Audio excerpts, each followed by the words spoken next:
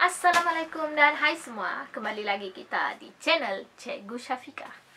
Oke, hari ini saya mau kongsikan tentang apa tuh amalan sekolah penyayang.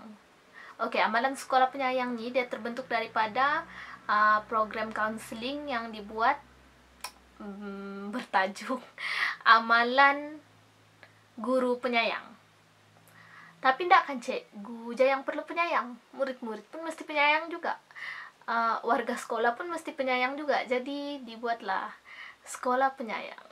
Oke, antara ciri-ciri dia ialah pertama, hormat menghormati. Macam kita tahu dalam hidup kita mestilah sentiasa hormat menghormati antara satu sama lain. Bukannya kita mau tunggu kalau kau hormat aku hormat kau. Nggak. Kalau kita mau dihormat, kita hormat orang dulu. Kita bermula dengan kita dulu. Sebab kalau kita tunjuk dekat seseorang, 4 jari lagi tunjuk dekat kita. Jadi maksudnya kita mesti mula. Kalau bukan kita, siapa lagi? Oke. Kedua, sayang menyayangi. Kalau kita sayang seseorang, atau kawan kita, atau guru kita, atau ibu bapak kita, atau anak-anak kita, kalau kita sayang, kita mestilah mau yang terbaik untuk dia. Maksudnya kita akan berikan yang terbaik. Dan kita tidak akan biar dia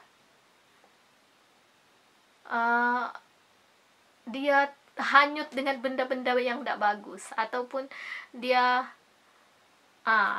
terlibat dengan benda-benda yang tidak bagus. Dan adalah sangat biasa kalau seseorang tuh risau dengan dia sayang dengan seseorang tuh, dia risau, jadi dia marah.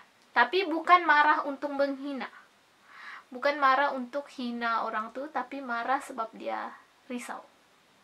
Dan cara marah dia pun mestilah lain berbanding orang yang marah pasal, oi kau apa masalah kau gini. Nah, itu kan sayang. Oke? Ketiga, pengukuhan positif. Pernahkah kamu rasa gembira bila orang cakap, wih bagus soko nih, ataupun wah bagusnya, rajinnya kamu nih, ataupun wah kamu pandai bercerita, nanti kamu jadi ikut pertandingan bercerita dengan cikgu, cikgu Iring. Pengukuhan positif. Dalam hidup kita sentiasa inginkan pengukuhan positif. Dan bila kita mau pengukuhan positif, maksudnya kita mesti buat benda yang baik-baik, benda yang bagus. Ndakkanlah kalau contoh kita sudahlah dalam kelas tidur, lepas itu kita tidak buat kerja, lepas itu kita kacau kawan kita. Ndakkanlah kawan kita akan cakap, bagusnya kok nih kacau aku. Ndak kan, mesti kawan kita cuma apa masalah kok nih. Ataupun mesti cikgu akan bagi peneguhan yang negatif. Kamu nih ndak siap gini, pergi berdiri di luar contohnya. Dan ndak, pengukuhan negatif. Jadi kalau mau dapat pengukuhan positif, buatlah yang baik-baik. Bukan kita mau macam, oh kalau kamu pandai baru cikgu bagi peneguhan positif. Nggak juga. Kalau kamu bagus, perangai bagus, semua orang akan suka. Oke? Dan cikgu-cikgu diingatkan untuk selalu memberi peneguhan positif. Contohnya, kalau online sekarang, bagilah stiker-stiker yang best sedikit. Ataupun good job, ataupun thank you, ataupun terbaik, macam itulah. Oke. Keempat, budaya kerja berpasukan. What's gonna work? Teamwork. Sebab dalam hidup nih kita mesti ada, kita punya orang yang kita dekat, dan kita boleh bekerja sama dengan orang tuh. Sebab macam Wonder Pets, ada satu cerita yang dulu masa saya kecil-kecil, dia main, dia bilang, apa yang penting? Kerja sama. Kenapa kerja sama itu penting? Sebab dalam hidup nih kita sentiasa memerlukan orang lain. Cikgu perlukan murid untuk diajar. Murid perlukan guru untuk mengajar. Jadi itulah kita mesti mempunyai budaya kerja berpasukan. Oke, cikgu nih berhabis lah nih mengajar. Lepas tu kalau anak murid pun, berhabis lah belajar, ndak faham tanya cikgu. Lepas tu ndak sambil lewa belajar. Cikgu pun balik-balik macam, kalau dia ndak dapat gini, cikgu ajarlah macam mana mau membaca dari mula, dari awal. Terus cikgu tuh buat aktiviti-aktiviti yang best. Sebab bila begitu barulah kerja berpasukan namanya. Bila sudah kerja berpasukan, dapatlah meraih benda yang lagi hebat dalam hidup. Kan? Kelima, saling mendoakan. Kata-kata, pernah dengarkah? Kata-kata itu adalah satu doa. Jadi kita mesti cakap yang baik-baik. Kita mesti, rajinnya kau nih, pintarnya kau nih, begitu. Kalau kita marah-marah orang pun macam, hai kenapa kau nih bagus betul. Walaupun bunyi dia macam sarkastik sedikit, tapi cakap benda yang baik-baik. Sebab bila perkataan kita baik, bila kita berdoa yang baik-baik, perkara itu akan kembali kepada kita balik. Jadi, dan saling mendoakan. Jangan lupa bila setiap kali kita habis sholat, ataupun masa kita sholat sujud terakhir, ataupun bila-bila yang mustajab untuk kita berdoa, jangan lupa doakan untuk guru-guru kita. Dan guru-guru jangan lupa doakan untuk murid-murid kita. Jadi bila saling mendoakan, barulah ada love di situ. Oke? Cinta sesama manusia. Begitu. Next. Keenam, penglibatan semua pihak. Oke, ini penting. Kenapa nama dia sekolah penyayang? Sebab di sekolah bukan peranan guru dengan murid saja. Pentadbir guru lah juga. Pekerja yang lain pun, semua warga sekolah, dan termasuk siapa? PIBG, ibu bapa. Mesti ada penglibatan semua. Lagi-lagi sekarang nih masa pandemik, kita belajar dari rumah. Kamu belajar dari rumah, cikgu mengajar dari rumah.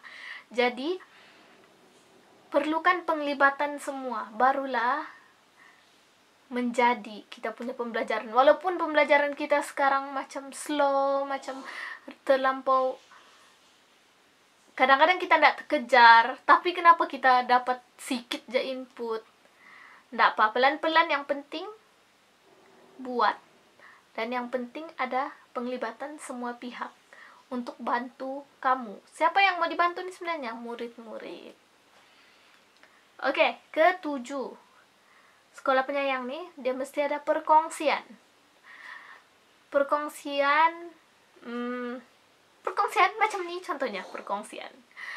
Ataupun perkongsian daripada pihak luar, community boleh datang. Contohnya kalau cikgu buat ceramah keibu-bapaan, cikgu panggil penceramah yang hebat, yang boleh membuatkan hati kita tersentuh, contohnya macam tahun lepas.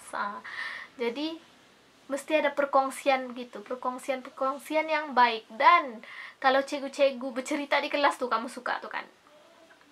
Yes, cikgu nih dia suka bercerita, jadi kurang sedikit belajar. Tapi sebenarnya cikgu-cikgu biasanya kalau dia cerita ada input, ada benda yang dia mau bagi tahu, ada nasihat di sebaliknya. Jadi itu pun satu bentuk perkongsian. Pengajaran dan pembelajaran itu pun satu perkongsian. Cikgu bagi kongsi kamu ilmu, kamu dapat ilmu, begitu. Kawan-kawan kamu ajar kamu, maksudnya dia buat perkongsian. Oke? Ke-8, bertanggung jawab. Semua orang dalam sekolah, ataupun sekarang di luar sekolah, tapi namanya kita pelajar, ataupun kita murid, atau kita guru, kita ada tanggung jawab kita masing-masing. Bukannya, sebab tidak buka sekolah, aku tidak payahlah buat kerja. Sebab tidak buka sekolah, aku tidak payahlah mengajar. Tidak boleh begitu. Sebab kita ada tanggung jawab kita masing-masing. Dan kita perlu laksanakan tanggung jawab kita. Kalau tidak laksanakan, berdosa. Oke. Ke-9, prihatin dan ambil tahu. Ini terutamanya cegu-cegu perlu prihatin dan ambil tahu tentang anak murid kita. Sebab kita perlulah tahu keadaan diorang macam mana. Mungkin diorang tengah memerlukan bantuan, ataupun kalau dalam kelas contohnya kita ada nampak anak murid kita nih dia nangis. Tidakkanlah kita mau cakap, kau ini pura-pura nangis nih kan? Ataupun, kenapa lagi nangis tuh? Nah, kita tanya lah bagus-bagus. Kenapa menangis? Kenapa kamu menangis? Oke kah? Mana tahu dia ada masalah kan? Terutama sekali guru-guru kelas lah. Dan kawan-kawan pun terhadap